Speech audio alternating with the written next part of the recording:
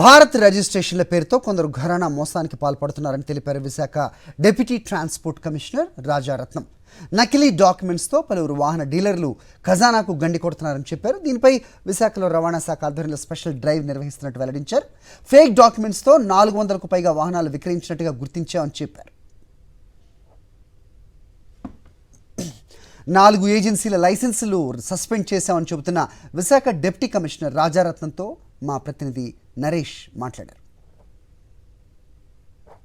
ఆంధ్రప్రదేశ్లో ఇప్పుడు రాష్ట్ర వ్యాప్తంగా కూడా రవాణా శాఖ అధికారులు తనిఖీలు చేస్తున్నారు. ఈ తనిఖీలకు కారణం భారత రిజిస్ట్రేషన్ పేరుతోటి నకిలీ రిజిస్ట్రేషన్ చేసుకోవడం, అదేవిధంగా దీనివల్ల రాష్ట్ర ఖజానాకు కోట్ల రూపాయల నష్టం వాటిల్లుతుంది. దీనికి సంబంధించి గతంలో కూడా రవాణా శాఖ అధికారులు అప్రమత్తమయ్యారు.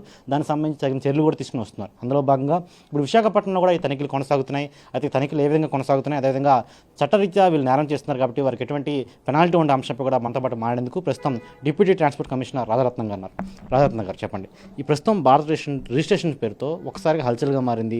చాలా వరకు కూడా దీనివల్ల రాష్ట్ర ఖజానా కూడా చాలా ఇబ్బంది పడుతుంది. అసలు ఈ భారత రిజిస్ట్రేషన్ ఏంటి, దీన్ని ఏ విధంగా వీళ్ళు స్కామ్ చేస్తున్నారు? దీన్ని ఇప్పుడు కేంద్ర ప్రభుత్వ ఉద్యోగులు కానీ లేకుంటే కేంద్ర ప్రభుత్వ రంగ సంస్థల ఎంప్లాయీస్ లైక్ హెచ్పిసిఎల్, బీపీసీఎల్, దీంతోపాటు నేవీ అండ్ ప్రైవేట్ కంపెనీలు అయితే కనుక 4 రాష్ట్రాల్లో కానీ లేకుంటే ఎక్కువ రాష్ట్రాల్లో ఉండే పెద్ద కంపెనీలు ఇన్ఫోసిస్, విప్రో లాంటి కంపెనీలకి అటువంటి ఎంప్లాయీస్ ఇబ్బంది పడకూడదన్న ఉద్దేశంతో కేంద్ర ప్రభుత్వం ఈ బిహెచ్ రిజిస్ట్రేషన్ సిరీస్ని తీసుకొచ్చింది.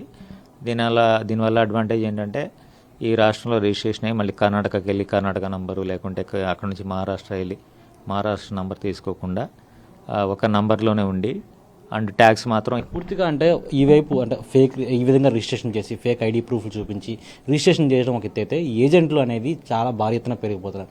గతంలో కూడా మీరు ఇలాంటి వారిపై సస్పెన్షన్ వేటు కూడా వేయడం జరిగింది. కొంతమందిని మీరు గుర్తించడం కూడా జరిగింది.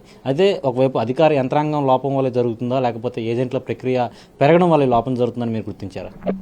అంటే ఇది ప్రధానంగా ఈ ఏజెంట్ ఎవడైతే ఉన్నాడో ఆ ఏజెంట్ మన స్టేట్లో ఉన్నోళ్ళు కాకుండా ప్రధానంగా ఈ షోరూమ్ డీలర్తో పాటు అక్కడ అరుణాచల్ ప్రదేశ్ అంటే అరుణాచల్ ప్రదేశ్ ఏజెంట్ని పట్టుకొని సో అదర్ స్టేట్ ఏజెంట్స్తో వీళ్ళు ఈ షోరూమ్స్ వాళ్ళు కాంటాక్ట్లో ఉండి ఇటువంటి ఈ రిజిస్ట్రేషన్స్ చేయించడం జరిగింది.